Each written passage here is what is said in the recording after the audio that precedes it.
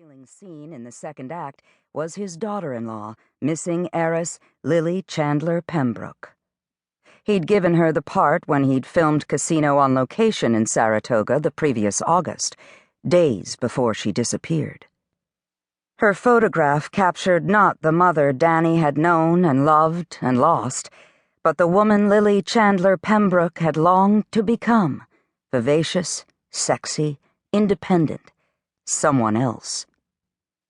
She had a completely different look from Maddie Witt 30 years earlier. Lily was all Chandler, slender, fair, patrician, pretty but not exotic. She'd believed her destiny was to be the proper heiress, always gracious and elegant, never taking a daring step. Until her father-in-law had cast her in his comeback movie.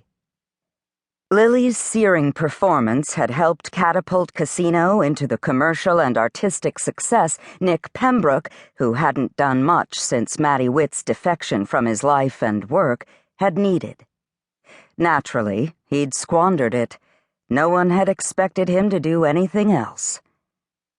All Dani's instincts urged her to leap out of the line and keep going, keep walking. 25 years. Blood pounded in her ears, but she didn't move.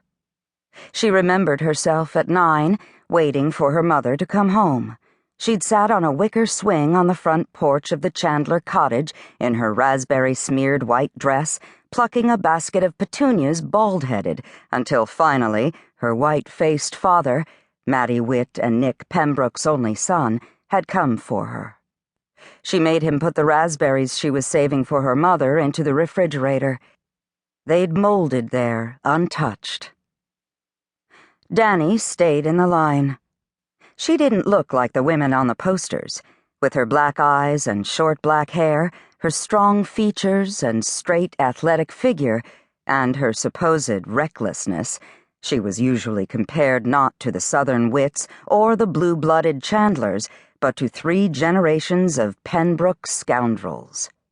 She'd seen the comparisons in the worried faces of her marketing consultants in New York.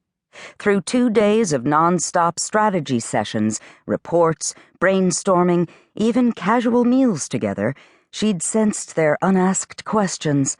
Had she gone too far? Had she overextended herself? Was there any Chandler in her, or was she, after all, pure Pembroke? Not one Pembroke in the last 100 years had been worth a damn when it came to reliability, trustworthiness, commitment, or responsibility.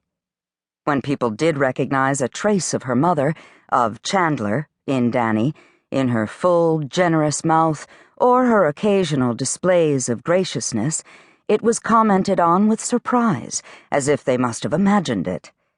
Even as a little girl, before her mother had disappeared, a New York gossip columnist had said, "Danielle Chandler Pembroke is not a child meant to have been born rich." But she'd taken care of that. Inside the theater, she found a seat in the front near an exit. She'd seen both movies before, but never on the big screen. Never in public. Sitting through The Gamblers was relatively easy. It was fun, romantic, like watching someone she didn't know, although she'd visited her grandmother in Greenwich Village just a few days ago.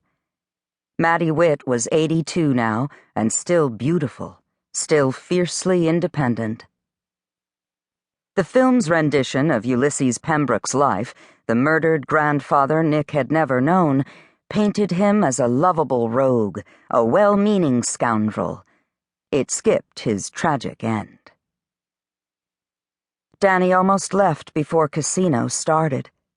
She'd seen it just twice, both times on television at 1 o'clock in the morning.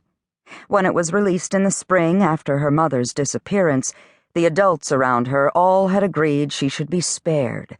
Nonetheless, Dani had felt the tension between the 2 sides of her family. Caught in the middle, her father had tried to mediate. Yes, his young wife could have, told her family that she'd taken the role in Casino, but no, his father hadn't been wrong to offer it to her, to let her be reckless.